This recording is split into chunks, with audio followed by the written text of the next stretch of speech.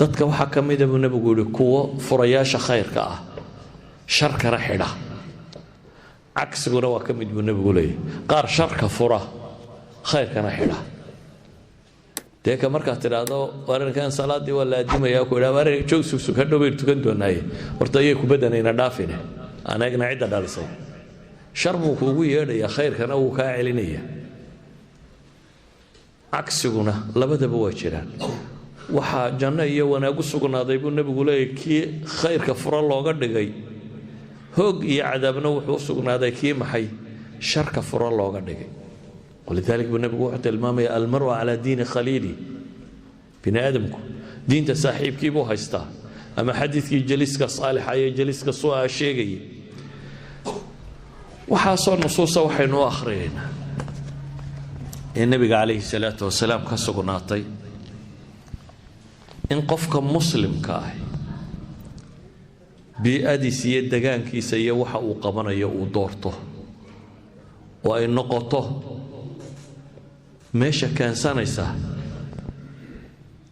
inuu ama hanuuno ayay noqon doontaa ama inuu lumo nabiguna wuxuu leeyahay la tusahib illa mu'mina wala yakul ta'amaka illa taqi hala saaxiib inuu nabigu qof mu'min mooyaane qof aad wax ka faa'iideyso ku xidhnow cunadaadana yuucinin mid alla ka cabsanaya mooyaane meelaha sharkana waa inaad ka durugtaa nabigu wuxuu yidhi calayhi salaatu wasalaam balaayooyinka dunida ka dhacaya balada dajaal baa ugu weyn buu nabigu yidhi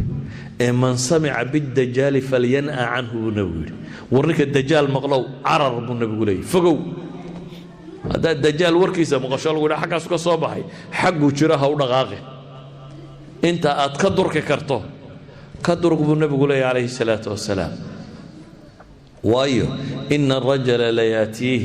وهو يحسب أنه مؤمن فيتبعه مما يبعث به الشبهات مد باوية ما دام النبي يقول يسوق السلام مؤمن باتادي الدجال محوكا قاضية دبتنا شبهات كي سوكو أفوفا إلى يوسكر راعب النبي عليه الصلاة والسلام الباب هذا شرك الله مفروه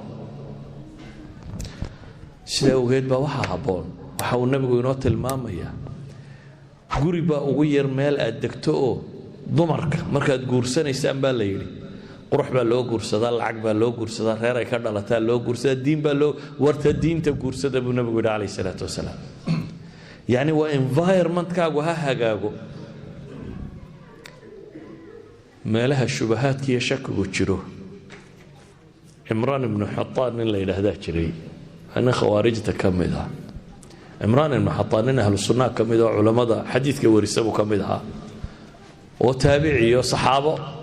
أرضا النقضي وصحابة حديث كسور دقيستي والرقوة وينو تابعيني وحكوريين والرقوة الله يقال وبخاري سنددي سرقة كشرو كمدياي بخاري حديث ورين أيو وأيو خوارج بينتكم أي عام بحين سادرات ديد حديث كودا وحلنا والله قاضنا إياه لأنه بدع هذا كورمي وضدك وفق بين بيدا هذا بكمدي عمران بن حطين قبل المادريين وقروح بدن باجر تودبت تنو خوارجه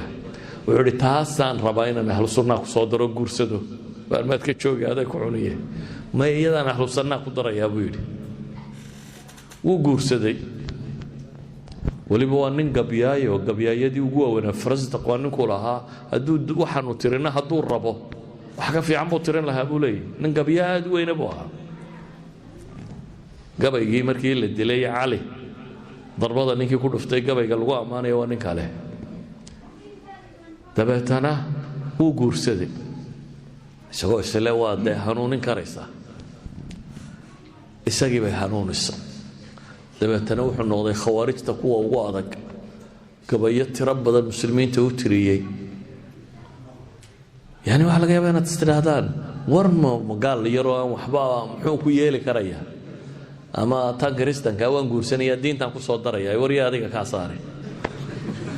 yaani duruufaadkan idin ku xeeran waxay wax badan oo mahalaka aba ku jira walidaalka wuxuu qofka muslimkii u baahan yahay inuu aad u dhowrsanaado